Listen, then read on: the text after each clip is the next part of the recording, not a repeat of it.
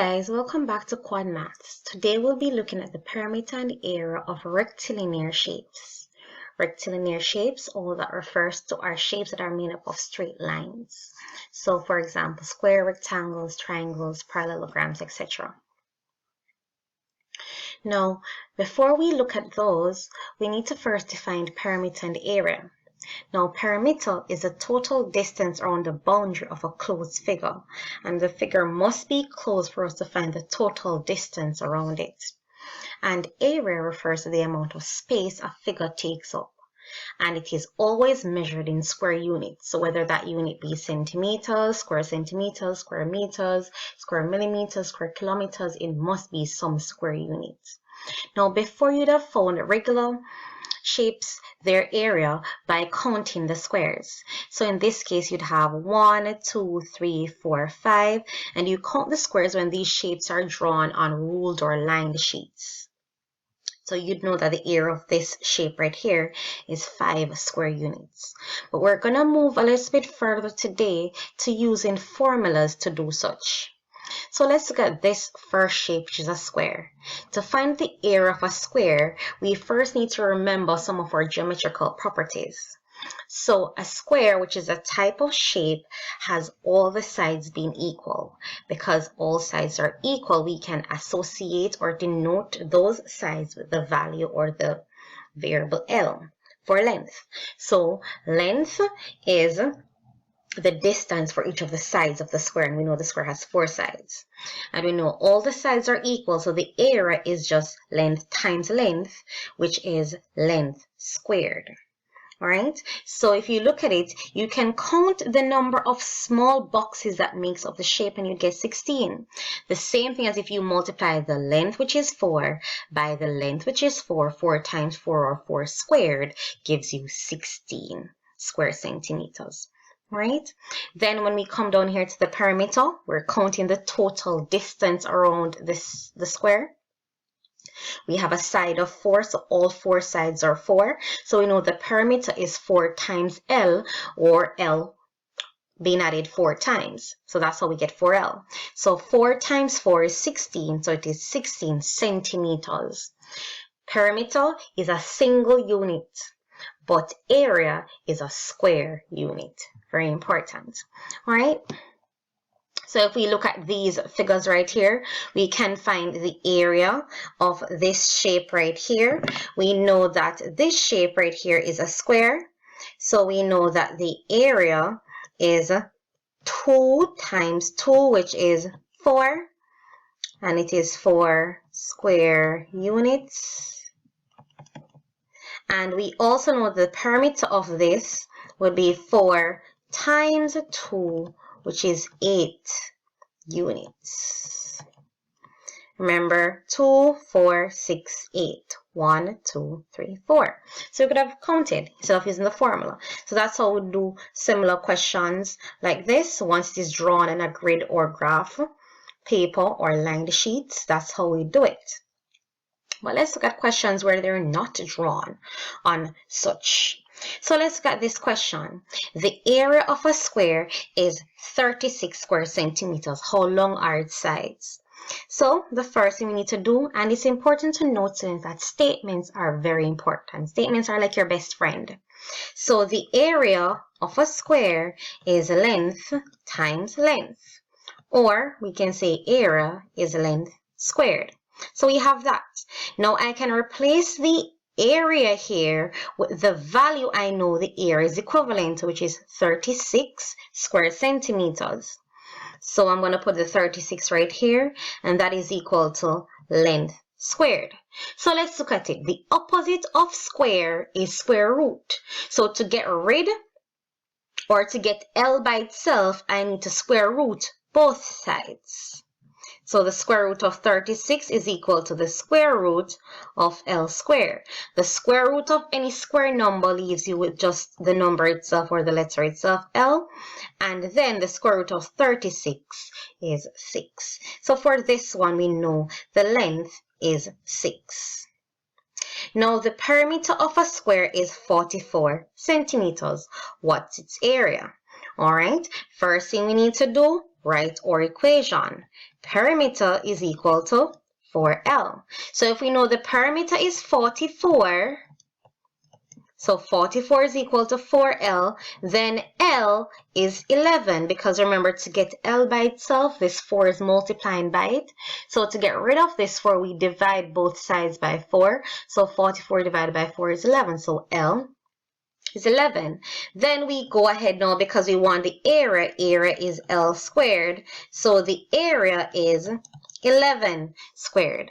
And we know that 11 squared is 121. So the area is equal to 121, and it's 121 square centimeters. Same thing here. The length is 6 centimeters. All right, guys, so that's basically how you do questions of that nature. All right, now let's look at a rectangle. Rectangle, when we go back to our properties or polygon properties, or what we know about rectangles, we know that opposite sides are equal. They have the same length. So the side here with 5 centimeters is equivalent to the other side here with 5 centimeters.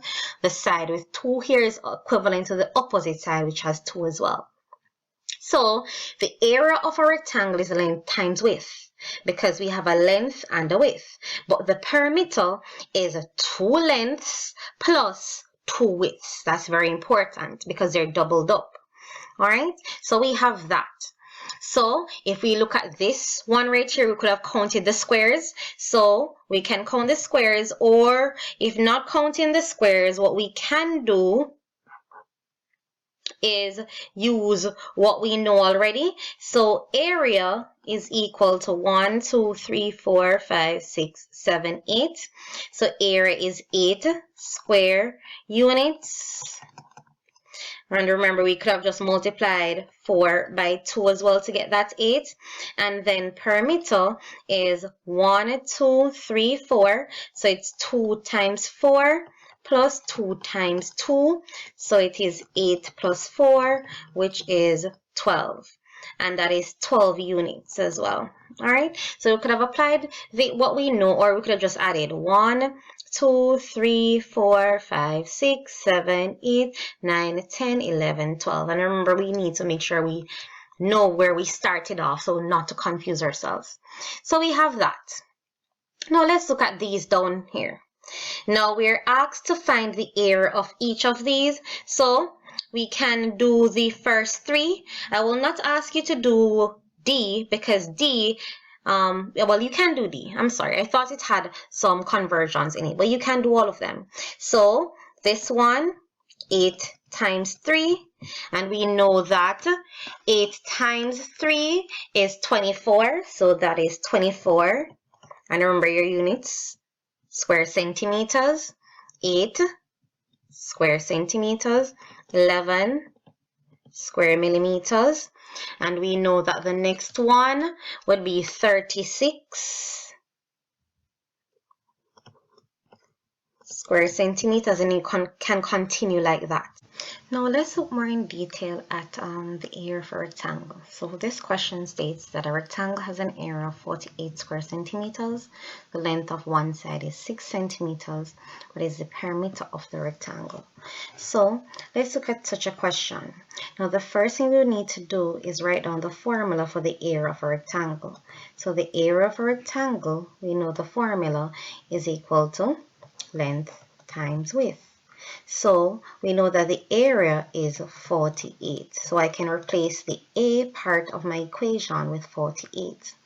And then we know that the length of one side is 6.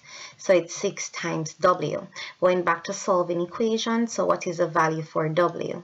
So what number, and you multiply it by 6, you will get 48. So that's what the question is asking. So 48 divided by 6 gives you 8. So therefore, the width is 8.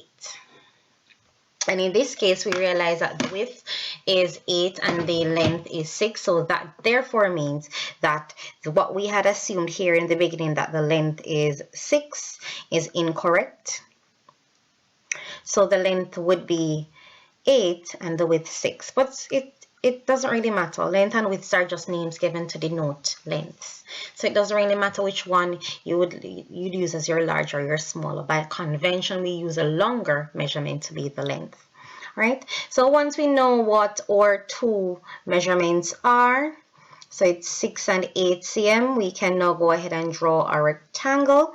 So we know we have 8 cm by 6 cm. So we can now go ahead and find the perimeter. So we know that perimeter is equal to 2 length plus 2w. So in this case, it's 2 times 8 plus 2 times 6. 2 8 16 plus 2 6 is 12. So here we know that it is 28 centimeters. All right. So that's how you go about a question that is of this format. Now, the other question, a rectangle has a perimeter of 24 centimeters and an area of 32 centimeters. What is the length of the sides of the rectangle? Now here, what you can do for this question, you can draw your rectangle. And we know that area is equal to length times width, and perimeter is 2 length plus 2w. But from this formula, we know we can factorize a 2, so we're having 2 bracket L plus W. Factorize, all you're doing is taking out a common factor here. So the common factor of 2L and 2W is just a 2. When I remove 2 from 2L, I'm left with L. When I remove 2 from 2W, I'm left with W. So we know that. So we know that the perimeter is equal to that. If the perimeter is 24, then 2 times the length plus width should be equal to that. But I can get rid of this 2 by dividing the 24 by it. So 24 divided by 2 is 12. So the length plus the width should give me 12 when I add them.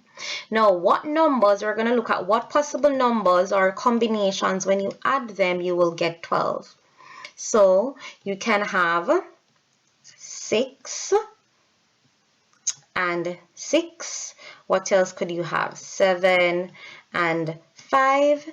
You can have 10 and 2, and you can continue like that. What else could you have? You could have 4 and 8, and you could continue like that. All you're looking for are possible combinations. Now, once you've gotten the possible combinations, here is a process of elimination now. We know that the shape that we're looking at is a rectangle. So this first combination cannot work because this would be a square where the lengths are the same. So let's look at this one. The length would be 7, the width 5. If we multiply 7 by 5, will that give us 32? Because remember, we're trying to find the area being 32 and the perimeter should be 24. 7 times 5 is 35, so that is not equal to 32 there. What about 10 times 2? 10 times 2 is 20, still not equal to 32. What about 4 times 8? 4 times 8 is indeed 32. So therefore, for this question, we know that the length is 8 and the width is 4. And please remember your units. All right, so that's that. Now we can move on to finding the area of compound shapes. Now, compound shapes are the shapes that are made up of all other or smaller rectilinear shapes. So you could have 2 rectangles, and when I say smaller, it has to be at least 2 or more rectilinear shapes. So you could have a rectangle attached to a square, 2 rectangles and a square, those types of things. So when we look at this shape right here, we're asked to find the area. Now, this is not a known regular polygon. So because it's not a known regular polygon, we would therefore have to break it up into parts. So we divided it here, we divided it here, and we divided it here. And then we're going to find the area of each of the individual sections and then add them all together. So in this case, we're looking at this section right here. So we know that this has a width of 3 and a length of 7. So 3 times 7 is 21 square centimeters. For part B of our shape, it is 3 times 2, which is 6 square centimeters, and for part C, it is 6 times 3, which is 18, and when we add everything together, we have a total of 45 square centimeters. Same rules apply here. So all you need to do, students, just pause the videos and you can try these questions on your own. Let me slowly go through so you're able to pause and see them. So you can pause these questions and work them on your own. All right, fairly simple.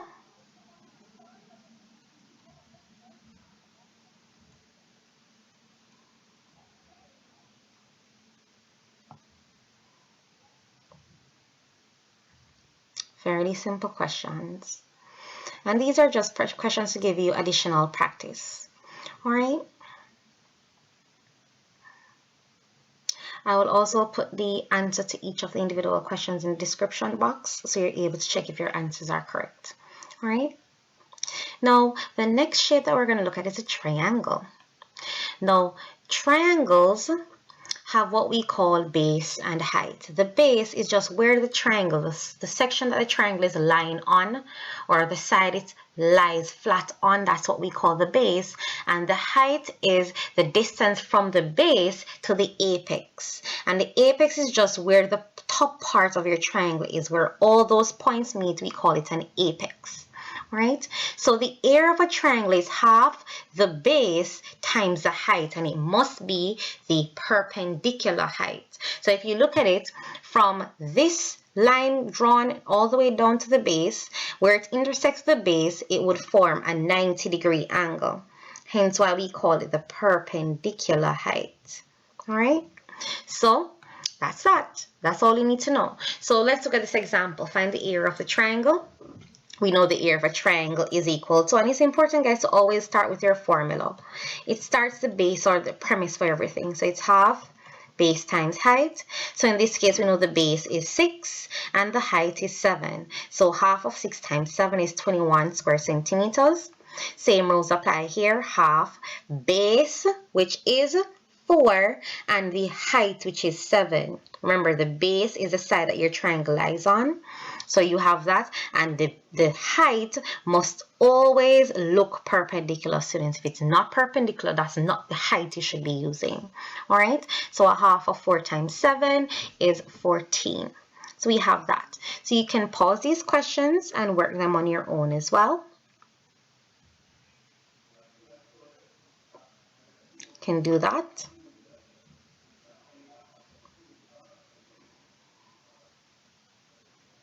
Right?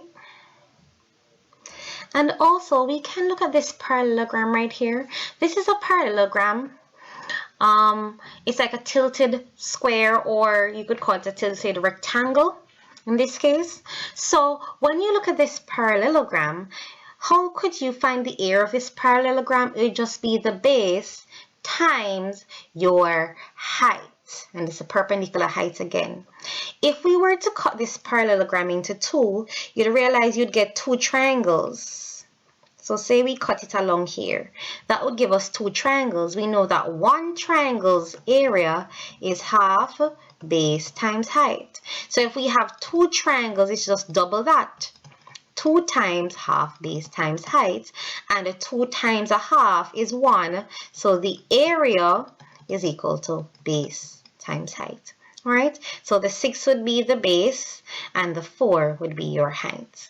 All right, then when we come down to these shapes right here, it's important to know that these shapes right here are compound shapes.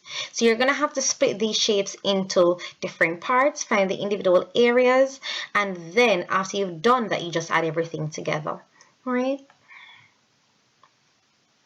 So these are the extra practice that you can do now, students. And as I said before, the answers to these questions will be in the description box.